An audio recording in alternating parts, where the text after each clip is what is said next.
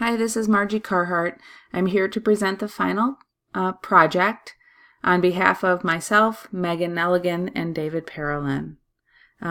Within this cross-curricular unit for our final project, our students will develop a series of original, authentic pieces that trace 5 specific elements of their life.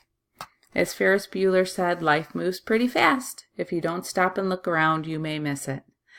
With that in mind, our focus is to give our students a range of choices to identify specific project-based outcomes, create original technologically redefined material, determine how they will work and what they will create.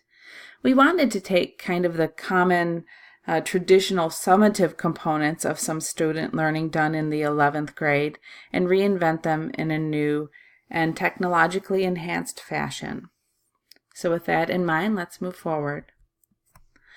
The learners for our unit come from a diverse student body at a suburban Chicago high school. The class is made up of a variety of cultural and economic backgrounds. This project is crucial for many of our students who are unaware of the various options they have regarding college or technical school. Many of them are the first in their families to have the opportunity to go to college. Our students are often quite busy. They have part-time jobs after school to help support their families, and they're very involved in school as well. So students will have the experience, they might have the experience demonstrating knowledge of ancillary material. They haven't been given the academic means of self-reflecting.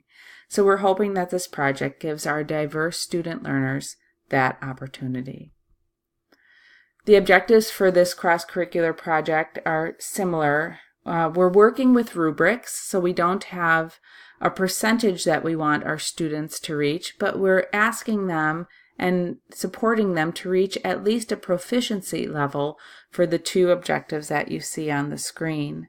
They have to do with developing authentic products, different ones for each of the pieces of the unit, also including writing and speaking. One thing that we're particularly proud of in this project is our online site that houses our student handouts and has sample student artifacts for our learners to investigate. This Google site was created to give students access both to the general handouts and then to day-by-day handouts for both the language arts components and the consumer science components. Additionally, there will be student sample artifacts on this website. Given what we decided to teach our students, we thought the best way to approach it is through the prescriptive design strategy of project-based learning. Many of us have used this type of learning in our classrooms before. We love the idea of having a challenge presented to the students at the beginning of the unit that they will sustain inquiry in order to reach that challenge, to meet that challenge and answer the question with an authentic product. They're going to be doing this many times over throughout our unit. A question about how do we know what college to go to, what college is the best fit for us? How do we know what career is the best fit for us? What kind of budgeting will work for my kind of family and my values? So those smaller driving questions will propel each of our learning pieces as we work through the unit. We really want to highlight this authentic inquiry, a sustained level of inquiry, and this publicly presented product at the end of the unit, and kind of mini public presentations throughout the unit as a whole. The unit will get kicked off by having a guest speaker come and propose our essential question.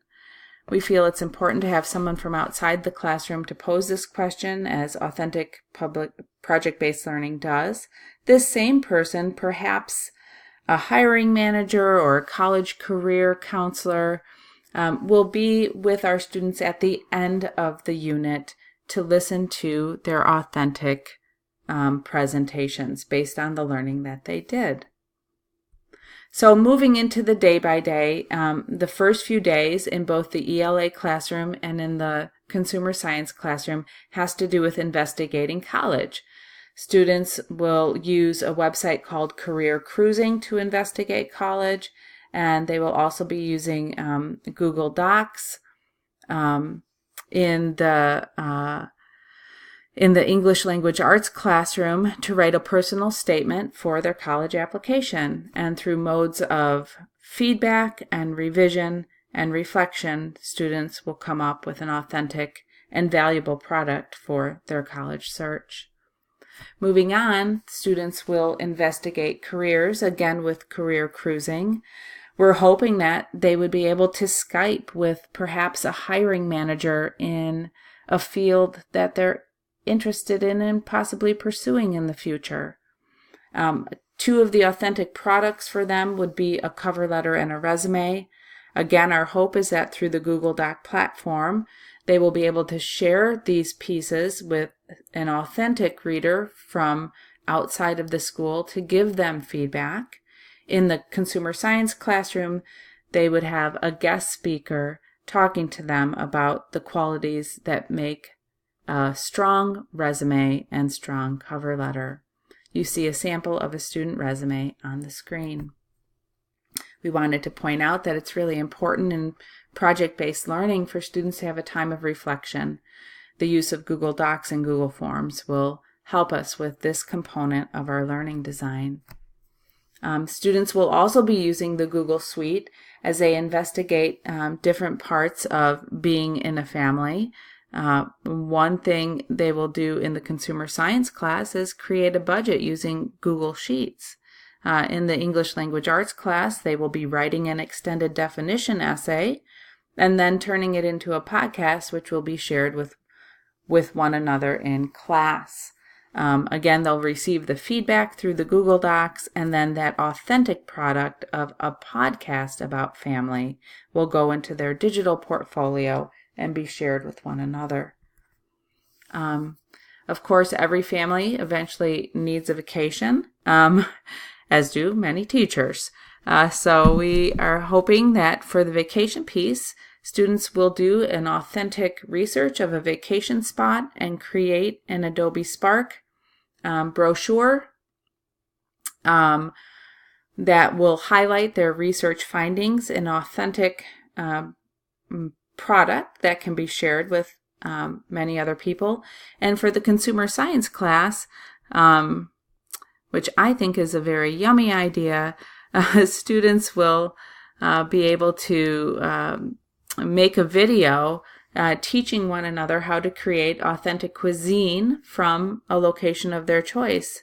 And if possible, it would be really neat to have a day where students shared that food with one another. Of course, we would use the Google Forms, to receive feedback from one another on our regional cuisine and also on our Adobe Spark brochures. Students would vote on which they like best and give evaluative feedback to one another. Finally, it comes time for retirement. It can never come too soon. In the consumer science classes, students would have a guest speaker to talk about different ways of starting retirement funds, different types of accounts they can have. This kind of authentic learning from a real-world practitioner in the world of finance is valuable to them. And then they will identify on subsequent days which accounts would be beneficial to them.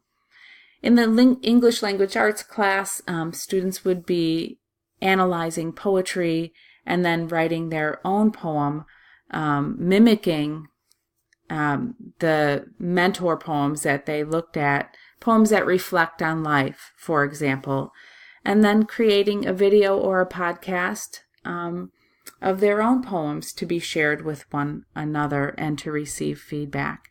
So as you can see, in all of these days, there's a little bit of inquiry, revision, feedback, and more revision, and then an authentic product to be shared with one another following the PBL learning design. We felt that as the basis for all of these inquiries, the Google Suite offers the most value-added technology. As you can see in the project that we handed in, Google Docs and Sheets and Sites and Forms are the foundation for receiving that authentic feedback and creating authentic products. We really do like these ancillary tools as well to give students choice in being more creative in their product development. Finally, to finish up, our summative evaluation would be our student portfolio presentations. As I mentioned in the beginning of the video, we'd like the person who presented the essential question for our project to come back with a panel of representatives from the community and the school to listen to student presentations for each of these 5 facets of life. And then for the design evaluation, we would like our students to fill out a survey about how they learned in the unit, how they interacted with people from outside the school, and what could be done better the next time around. So with all this in mind, we appreciate that you took the time to listen to our project today, and we appreciate any feedback you can give us on the design and implementation of our LIFE project. Thank you for listening.